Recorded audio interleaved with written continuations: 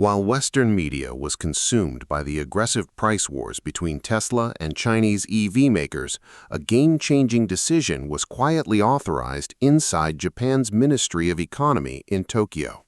No flashy media events, no overhyped teasers. Toyota officially secured government backing to move its solid-state battery technology into real-world production. For years, critics claimed Toyota was lagging behind in the EV transition. But what if that apparent delay wasn't a struggle at all, but a carefully timed, long-term strategy? By quietly relying on batteries from its rival BYD to cover short-term EV demands, while harvesting record cash flow from its hybrid lineup, Toyota has been setting up a calculated two-phase maneuver. They stepped away from the cash-burning race of today to preserve their power for a massive generational leap tomorrow. Is this a high-stakes gamble, or has the Japanese automaker laid a strategic trap to quietly reset the entire EV market on its own terms? And more importantly, how is a technology once thought impossible now preparing to hit the road much sooner than expected? Let's break it down. The EV delay myth. Toyota hasn't been ignoring electric vehicles. In the first half of 2026, Toyota and Lexus sold roughly 193,000 BEVs worldwide, up about 135% from the same period a year earlier. That's real, fast growth. But zoom out. Toyota and Lexus moved over 5 million vehicles total in that same stretch, which means BEVs were still under 4% of everything the company sold.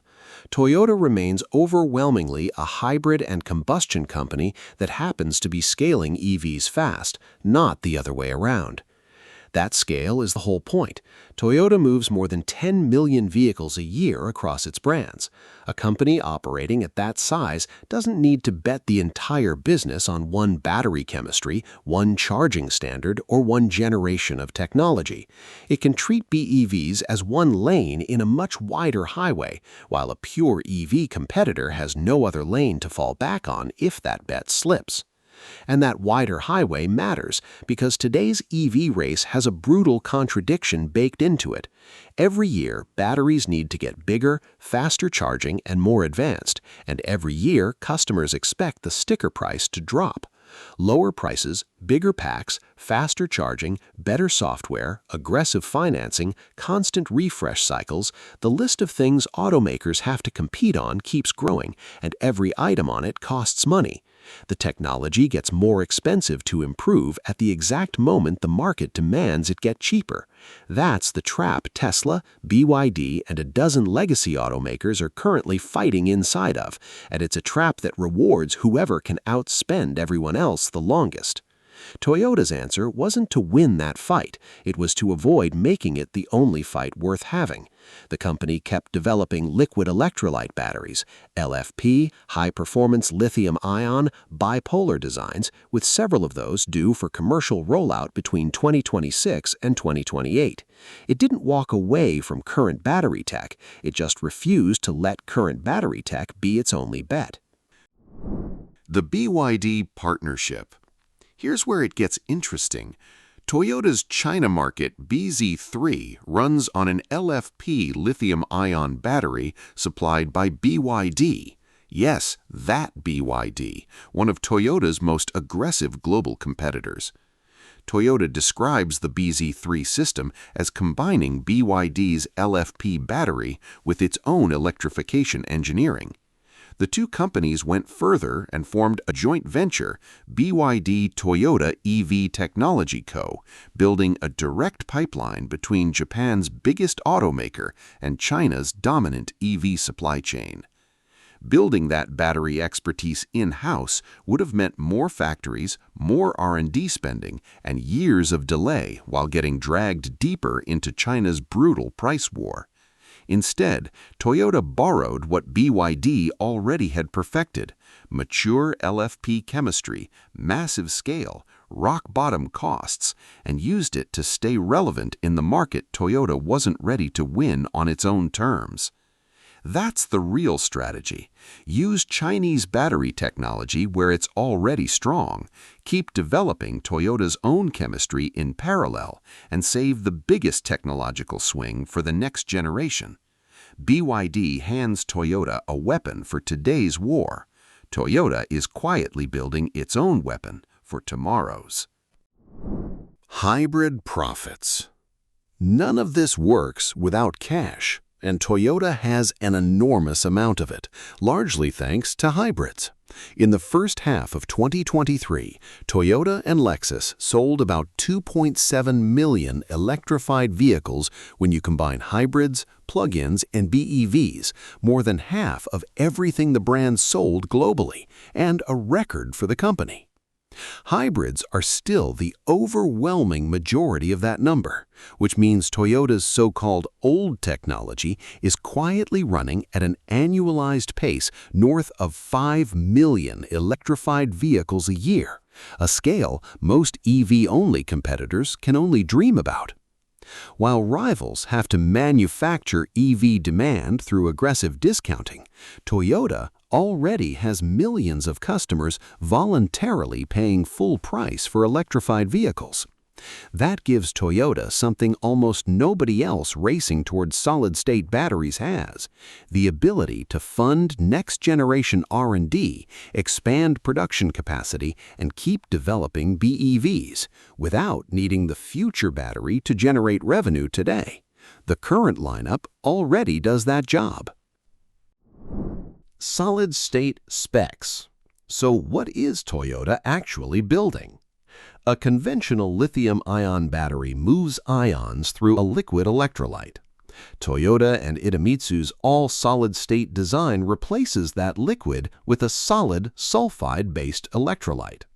On paper, that swap unlocks faster ion movement, higher power output, a smaller physical footprint, better heat tolerance, quicker charging, and meaningfully higher energy density.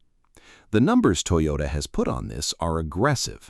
Its next-generation liquid lithium-ion performance battery, expected around 2026, targets roughly 1,000 kilometers, about 620 miles of range, with a 10% to 80% charge in around 20 minutes.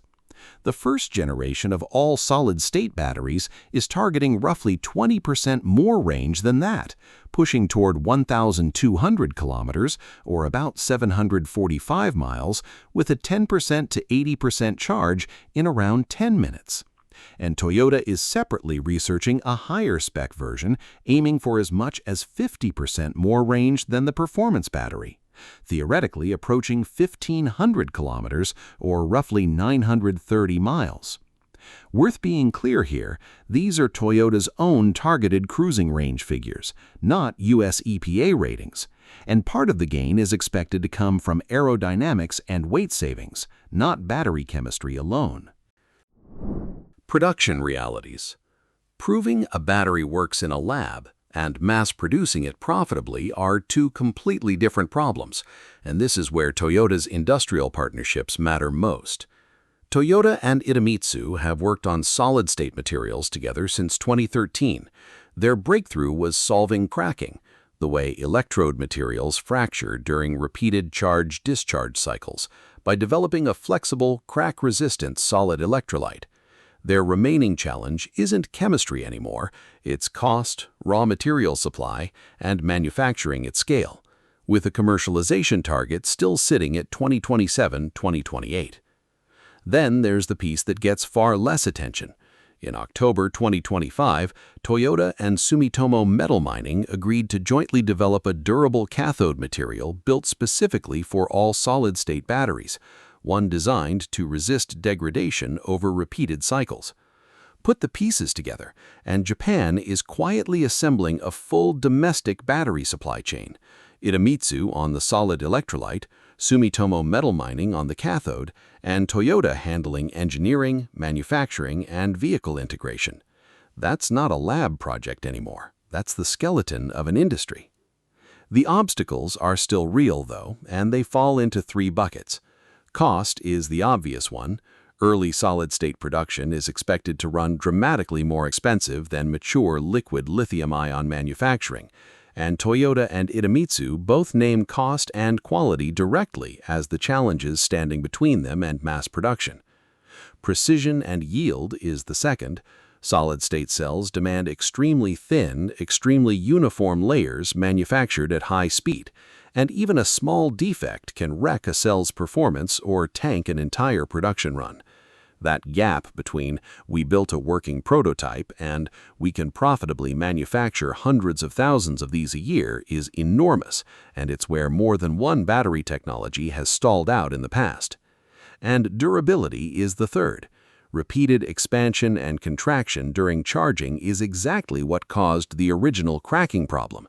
And while Toyota says its work with Idemitsu has produced a more crack-resistant material, durability at scale is still something that has to be proven in the real world, not just the lab. The Lexus launch. Given all that, Toyota isn't launching solid-state batteries in an economy hatchback. The plan is a top-down rollout. Prove the technology in premium vehicles first, where high prices can absorb expensive batteries and limited early yields. Then push it down market once production scales and costs fall. That's the same pattern nearly every major automotive technology has followed. Luxury first, scale second, mass market last. A $100,000 Halo Lexus doesn't need solid-state batteries to beat a BYD on price. It just needs to deliver something a BYD can't touch.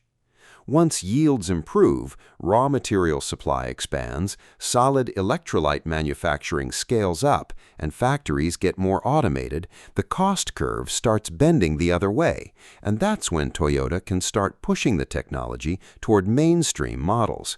It's a slower path than a headline-grabbing product launch, but it's also a more durable one because it lets Toyota work the manufacturing kinks out on vehicles where a mistake costs a recall, not a brand. Impact on rivals.